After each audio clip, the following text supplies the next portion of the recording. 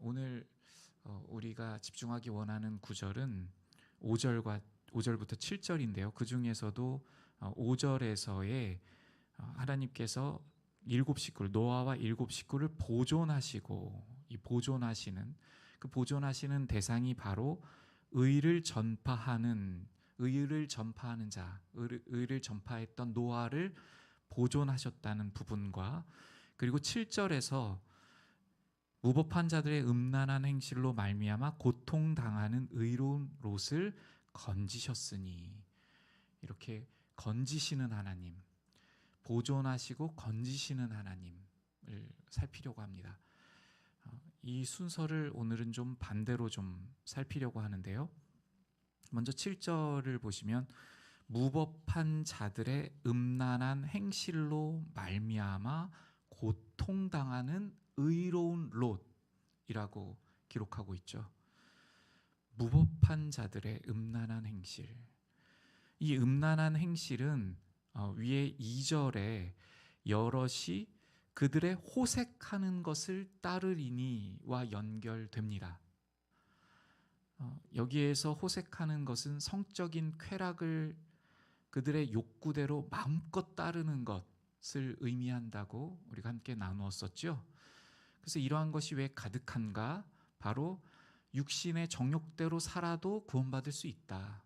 왜냐하면 육은 악한 것이고 영은 거룩한 것이기 때문에 마음껏 살아도 구원받을 수 있다 하는 잘못된 그러한 가르침으로 인해서 그냥 육신이 행하고 싶은 대로 다 하는 것, 그렇게 나타나다 보니까 호색하는 것을 따르죠. 호색하는 것에 아주 잘 나타나는 지표가 무엇일까요? 호색하다. 그것은 동성애입니다. 이 당시에, 그러니까 베드로 후서가 기록될 당시에도 그렇고요. 그리고 지금 우리가 집중하고 있는 7절의 무법한 자들의 음란한 행실 역시 이 극치로 달려나가는, 이 정욕의 극치로 달려나가는 때에 많이 나타나는 것이 무엇인가? 동성애입니다. 그러면 이 무법한 자들의 음란한 행실에 대해서 창세기 19장을 펴서 한번 구체적으로 살피면서 이 말씀을 묵상하도록 하겠습니다. 창세기 19장을 펼쳐주시기를 바라고요. 제가 좀 빠른 속도로 읽어 나가겠습니다. 창세기 19장입니다. 저녁 때에 그 두 천사가 소돔에 이르니 마침 롯이 소돔 성문에 앉아 있다가 그들을 보고 일어나 영접하고 땅에 엎드려 절하며, 롯이 천사를 알아보고 영접했습니다. 그래서 2절, 이르되 내 주여 돌이켜 종의 집으로 들어와 발을 씻고 주무시고 일찍이 일어날 갈 길을 가소서. 그들이 이르되 아니라 우리가 거리에서 밤을 새우리라. 롯이 그 천사들을 알아보고 집으로 초청합니다. 그런데 천사들은 거절하였죠. 그런데 3절, 롯이 간청하매 그제서야 돌이켜 그 집으로 들어오는지라. 롯이 여러 차례 간청하니까 그 천사가 이제 롯의 집으로 들어왔어요. 롯이 그들을 위하여 식탁을 베풀고 무교병을 구우니 그들이 먹으니라. 이제 대접을 하고 함께 식사를 합니다. 4절, 그들이 눕기 전에 그 성 사람 곧 소돔 백성들이 노소를 막론하고 원근에서 다 모여 그 집을 애워싸고, 그러니까 소돔에 사는 사람들이 노소를 막론하고, 그러니까 나이가 있는 사람이나 어린 사람이나 막론하고 이 지금 롯의 집에 몰려왔다는 것이고 그 롯의 집을 애워쌌다는 것입니다. 5절, 롯을 부르고 그에게 이르되 오늘 밤에 내게 온 사람들이 어디 있느냐 이끌어내라. 우리가 그들을 상관하리라. 여기서 상관한다는 의미는 성적인 관계를 의미합니다. 지금 그러니까 이 천사들은 겉으로 보이기에 아마도 남자와 같이 보였을 가능성이 있습니다. 그리고 여기 몰려온 노소를 막론한 사람들도 역시 그럴 것으로 봅니다. 그래서 이 지방에 온 처음 보는 사람들과 성적인 관계를 맺겠다고 하면서 롯의 집에 찾아와서 요구하고 있는 것이죠. 6절, 롯이 문 밖에 무리에게로 나가서 뒤로 문을 닫고 이르되 청하노니 내 형제들아 이런 악을 행하지 말라 하면서 남자를 가까이 하지 아니한 하면서 이렇게 이들을 보호하기, 이 천사를 보호하려고 모든 방법을 쓰는 그 롯의 어떤 대응하는 자세를 우리는 보게 됩니다. 이렇게 이러한 음란한 행실로 가득했던 그 도성에서 정말 고통당하는 롯이었죠. 뿐만 아니라 롯은 이제 이 천사들로부터 이곳이 멸망이 임박했음을 듣게 됩니다. 그래서 이러한 이 멸망당하는 상황에서 롯에게 속한 자들을 구원하라고 이렇게 말을 듣습니다. 그것이 어디냐면 13절입니다. 13절, 12절, 13절, 12절부터 읽겠습니다. 그 사람들이 롯에게 이르되 이외에 내게 속한 자가 또 있느냐? 내 사위나 자녀나 성중에 내게 속한 자들을 다 성 밖으로 이끌어내라. 그들에 대한 부르짖음이 여호와 앞에 크므로 여호와께서 이곳을 멸하시려고 우리를 보내셨나니 우리가 멸하리라. 롯이 나가서 그 딸들과 결혼할 사위들에게 말하여 이르기를 여호와께서 이 성을 멸하실 터이니 너희는 일어나 이곳에서 떠나라 하되 그의 사위들은 농담으로 여겼더라. 지금 이 전하고 있는 롯, 멸망을 전하고 구원받아야 하니 나와 함께 가자 하고 있는 것 아닙니까? 이것을 그들의 사위, 그러니까 이제 앞으로 결혼을 시키려고 했던 그러한 남자들로 보이는데 농담으로 여기는 이러한 말을 듣습니다. 우리도 그렇지 않습니까? 우리도 임박할 진노와 이 땅은 심판으로 나아간다는 것을 믿고 있는 우리 아닙니까? 성경 말씀을 믿는다는 것, 하나님을 믿는다는 것은 하나님께서 구원의 하나님 되심과 동시에 심판의 하나님 되심을 믿는 것입니다. 그 둘 중에 하나를 놓치고 있다면 잘못된 믿음이라고 말할 수 있습니다. 그러니까 우리가 하나님을 믿는다 하는 것은 사랑과 은혜가 충만하셔서 구원하시는 하나님을 믿는 것임과 동시에 거룩하시고 의로운 하나님이셔서 이와 같이 우리가 읽고 있는 것과 같이 그것이 악에 달하였을 때 하나님께서 심판하실 때가 되었을 때 심판하시는 주님이심을 믿는 것이 믿음이죠. 그래서 그것을 믿기 때문에 그것을 증거하는 것, 이것이 바로 구원을 증거하는 것입니다.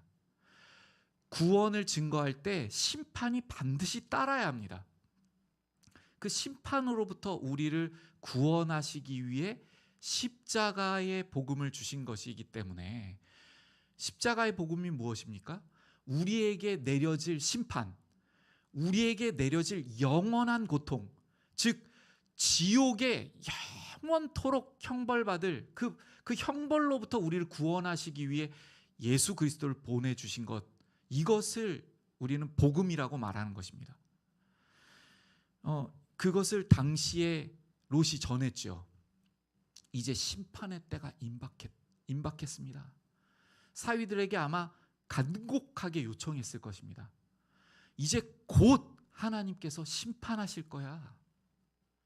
이 심판을 면하기 위해 우리는 바로 즉각적으로 떠나야 해. 한번 주목해서 저를 보십시오. 즉각적으로 지금 모든 것을 뒤로하고 즉각적으로 떠나야 해. 이렇게 말했을 거예요. 그런데 무엇으로 여겼습니까? 농담으로요. 무슨 말이에요? 코웃음을 쳤다는 거예요. 심각하게 받아들이지 않고 코웃음을 쳤다. 이 시대 어떠하죠? 먼저는 전하는 자의 자세를 한번 살펴보겠습니다. 오늘 베드로 후서에서 말씀하시고 있는 의로운 롯에 해당하는 이 부분을 우리가 오늘 함께 읽은 이 구절에서 볼 때에 천사를 보고 심판하기 위해 온 천사를 영접하고 그 천사들의 말을, 그러니까 곧 하나님의 말씀을 그대로 있는 그대로 다 믿죠. 그리고 심판이 임박했다는 것에 대하여 그대로 다 그 말씀을 그대로 다 받아들이죠. 그리고 그대로 전합니다. 그것이 의로운. 여기서 의롭다는 것은 죄가 없다는 것이 아니죠.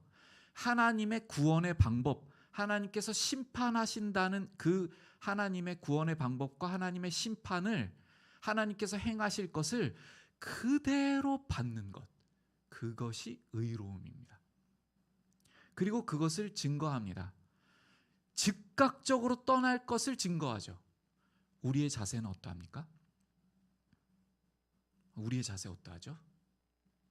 자, 지금 복음을 모르고 심판이 임할 것을 모르는 사람들이 주변에 있죠. 일단 우리가 지금 그러한 분들을 바라보는 자세부터 보겠습니다.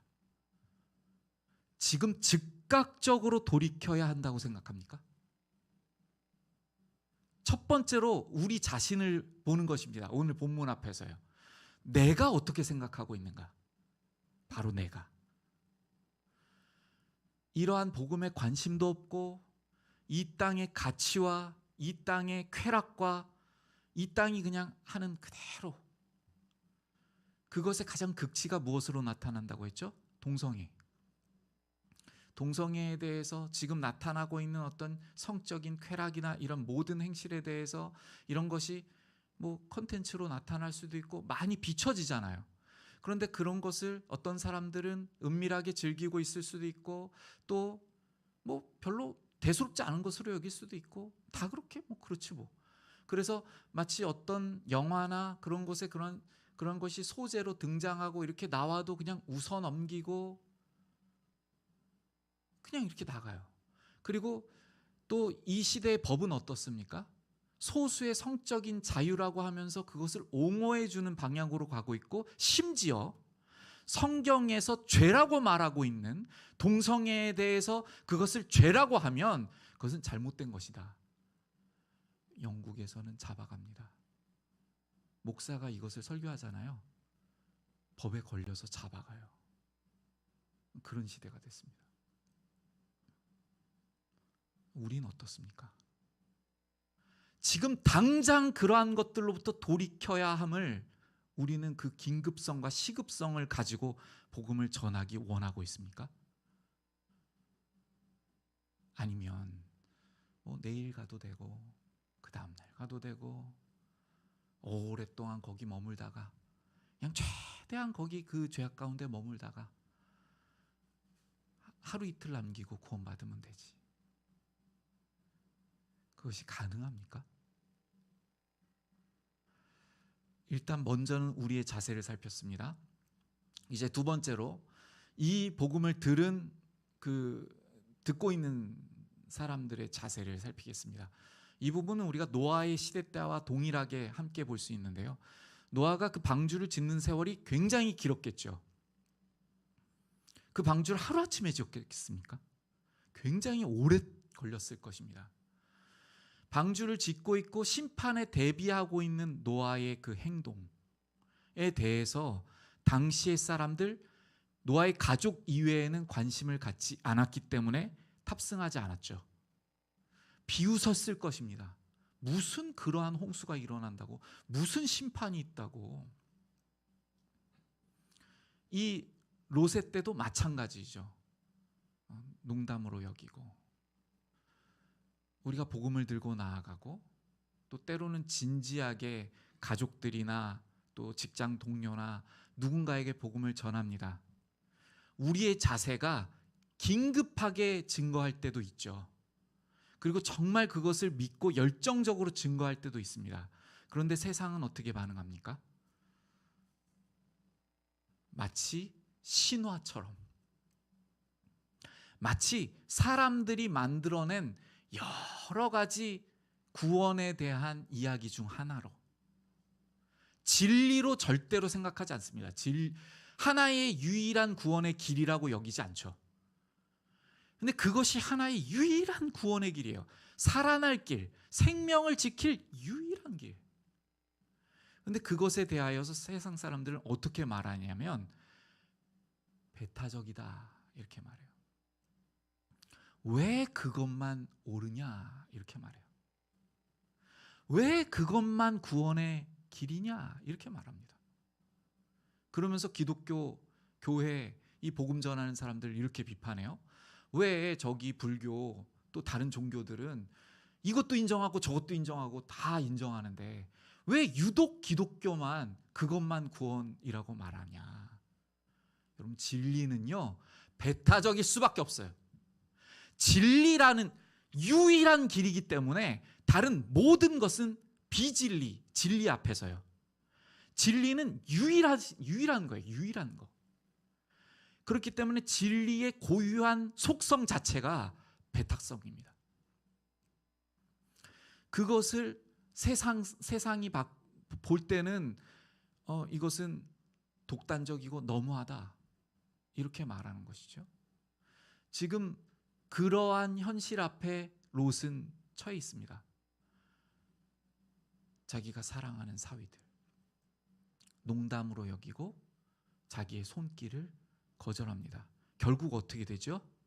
하나님께서 심판하는 중에 그대로 심판하시는 의로우신 하나님의 증거가 되어 후대에 경건하지 아니한 자들의 경고가 되게 하셨습니다.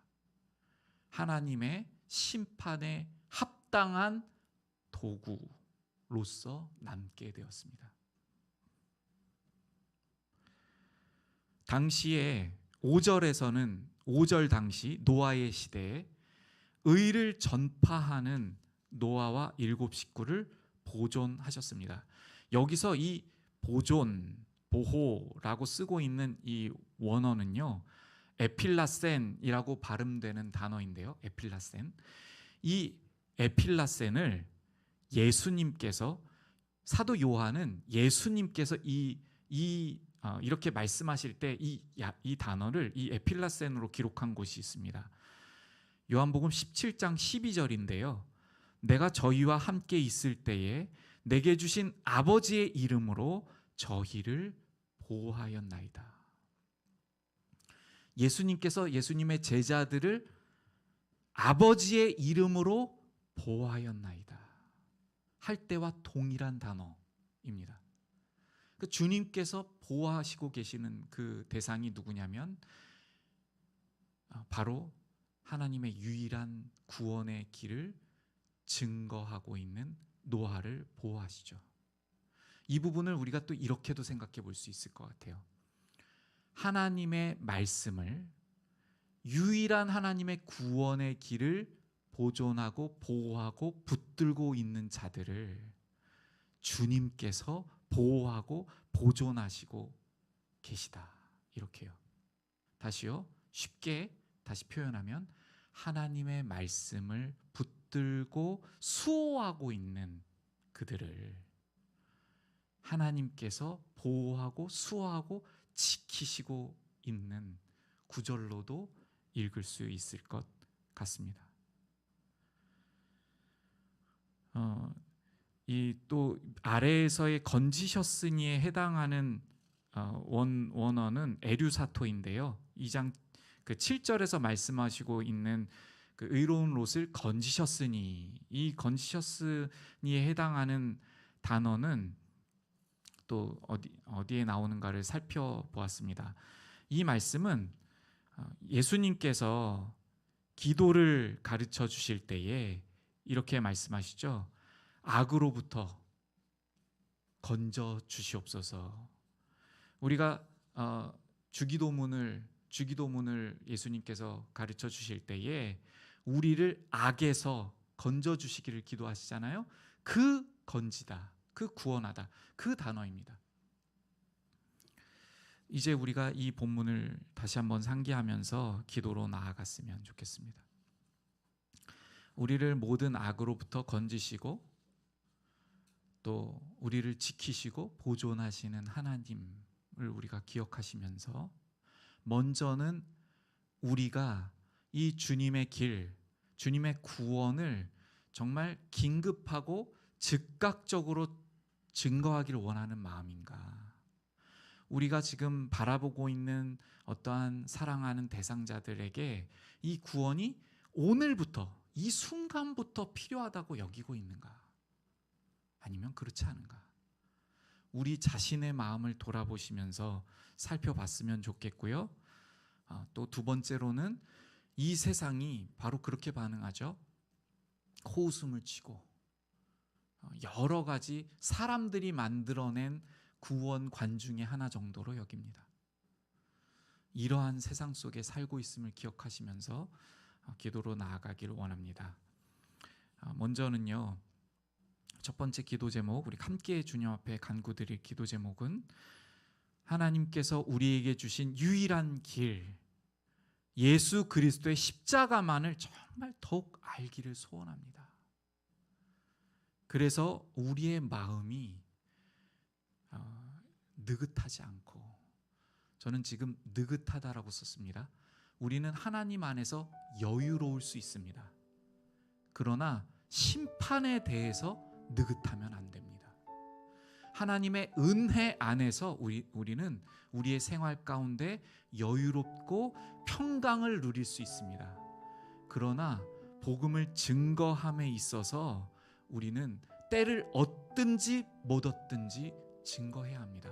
긴박성과 시급함을 가지고 전해야 합니다. 그래서 예수 그리스도의 십자가를 더욱 알아서 세상이 알지 못하는 하나님의 지혜를 우리에게 나타내어 주심을 감사 찬양드리면서, 주님, 정말 예수 그리스도의 십자가를 깊이 알므로 제가 긴박성과 신속한 발걸음으로 주님께서 붙들고 있는 자들을 향하여 나아가게 하여 주시옵소서. 이렇게 간절히 간구하며 나의 가족, 직장 동료, 이웃, 사업으로 만난 고객, 한 분 한 분의 얼굴을 떠올리시면서 심판이 있음을 기억하며 우리 영혼들을 위해서 또한 나의 결단을 주님 앞에 드리며 간구로 나아가겠습니다. 기도하겠습니다.